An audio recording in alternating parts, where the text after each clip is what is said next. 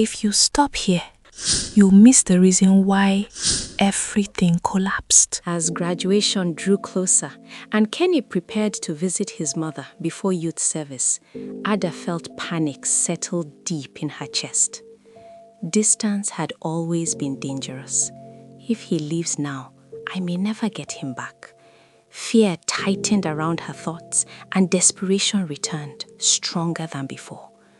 I can't risk this, Ada told herself. Not now, not after everything.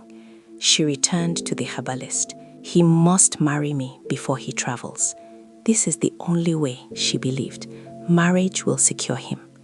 With another charm, Ada got what she wanted. Kenny married her at a law court without resistance. He signed where he was told. He smiled when expected. Why does this feel rushed? The throat slipped away.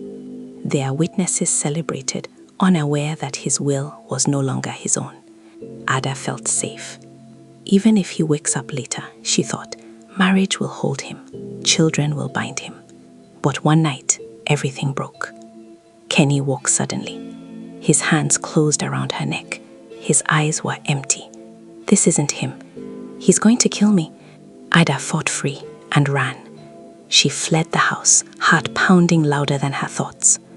The next morning, trembling and exhausted, Ada returned to the herbalist. I saw murder in his eyes. He wanted to kill me.